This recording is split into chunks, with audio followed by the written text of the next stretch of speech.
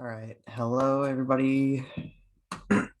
This is going to be something that I'm going to be, I guess, doing for the entire NHL season of varying quality because there's probably a time in about, there's probably going to be a time in like, no, in like December to January in which in which I'm probably going to have to record this on my fucking phone. But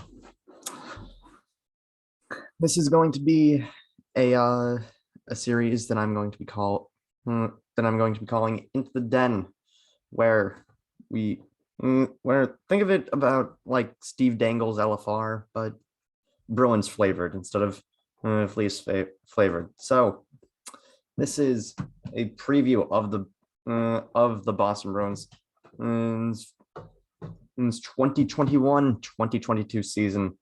Please ignore a stutter.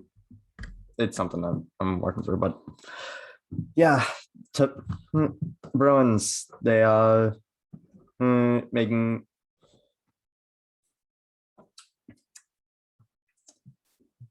it's probably not getting edited out. I'm just I don't know, I'm lazy. Fuck. But the Bruins are going into this 2021 and 2022 season and trying to improve off of their improve off of last year in which they made it to the second round of the playoffs and got beaten in six to the freaking New York Islanders. Now, I don't entirely blame them. I honestly have quite a few feelings about that series in general. I honestly think that the Bruins' first mistake was going way too hard in game one. As soon as Pasta scored that hat trick in game one and to ice the game, we the Islanders, I think they switched up from I think they switched to Varlamov or I think that I think that the Islanders had switched up to Varlamov after that game one loss, and the Bruins just could not uh, stay on top of the just could not stay on top of them for the rest of the series. Matt Barzal continued to show to everyone that continued to laugh in our faces as we cry in Zachary Senyshyn. But Bruins last year they really lost on account of the fact that the defense just fell apart. Uh, I am I am honestly of the opinion that that this then 29 in then 2020 2021 and Bruins did not have a consistent defender other than Charlie McAvoy. And I mean they tried to fix it later on by trading for Mike Riley, and it kind of worked, but not enough to really revolutionize that defense. But we but actually earlier today on the day I'm recording this, it's October 11th, 2021, the initial roster of the Boston Bruins got announced, and there's not really been any sort of news on who's making what line, considering who although considering the roster, you can probably figure it out for yourself. But I'm gonna put my predictions for who's gonna play on what line in for now. But for forwards, the roster is Patrice Bergeron, Anton Bleed, Charlie Coyle, Jake DeBrusk, Nick Foligno, Trent Frederick, Taylor Hall, Eric Holla, Carson Kuhlman, Curtis Lazar, Brad Marchand, Thomas Noshek, David Pastrnak, and Craig Smith. And for defensemen, we have Brandon Carlo, Connor Clifton, Derek Forbort, Matt Grzelcyk, Charlie McAvoy, John Moore, Mike Riley, and Jakub Zboril. And for goaltenders, we have Linus Ullmark and Jeremy Swayman. Now, everybody now when this when this initial roster got announced, everybody on Twitter was like, what the hell is happening with Jack Studnicka? You put freaking Anton Bleed in there with his whole 3 freaking points in 38 NHL games. And yeah, I agree. Don Sweeney is a freaking mental case for putting Bleed above Studnicka.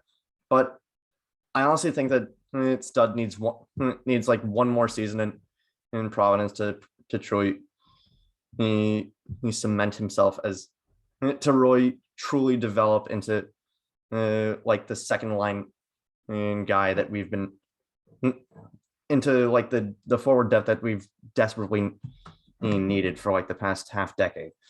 I mean, same thing with Urho Vakanainen. I was personally really pissed about the fact that Vakanainen didn't make the initial roster, but then I realized Vac is still young, and he probably also needs like another year in Providence before he's able to before we can put him up. Now, the one thing that I will always be a little bit salty about is us signing Linus Ullmark. Us signing Linus Ullmark and trading away Dan Vladar. We really did not need to trade away Vladar. The only reason why we would is because of the fact that you really don't want two young goalies in there, both trying to stake a claim for number one. Ideally you'd have one be the number one guy, the other one be the backup. They really like Swayman a lot more than Vladar. I don't blame them. I like Swayman a lot more than Vladar, but Vladar is still fantastic. But shipped him off to Calgary for a 3rd round pick. But honestly, giving Ullmark that big of a contract is dumb. Linus Ullmark, in my opinion, is not worth $5 million either. He is worth that in like a 2-year vacuum. If you're giving him that much in over 4 years, you're crazy. But now my predictions for the lines are obviously top line is going to be Pasta, Bergeron, and Marchand. In second line I have it being Taylor Hall, Charlie Coyle, and Craig Smith. Third line I can see it being Jake. I can probably see it being Jake DeBrusk, Eric Holla, and Nick Foligno. And bottom line, probably Thomas Nosek, Trent Frederick, and probably and I can probably see like I can probably see Carson Kuhlman being thrown in there. I personally really like Carson Kuhlman. He is a fantastic bottom forward for us. As for defensive pairings, the top pairing is probably going to end up being McAvoy. We're probably not going to see too much deviation from the norm on defense. It's probably going to be McAvoy and Grizzlick, Riley and Carlo, and then Clifton and probably Zaboral or Forbort. Who knows what? Who really knows what Cassidy is going to end up doing? But honestly, if there's one thing these Bruins need to work on this next season, it's speed. For too long, we've sort of just been lumbering pissy, lumbering. For too long we've just been lumbering goons. And yeah, it's fun. It's fun having your entire it's just fun having your entire roster imitate Milan Lucic uh, and Zdeno Chara, but not in terms of but in this current NHL, you also need speed. You need a lot of speed. Mm. And I can I really don't see the top line getting much faster. Uh, I can the second line I think is going to be the most imperative for is going to be the biggest.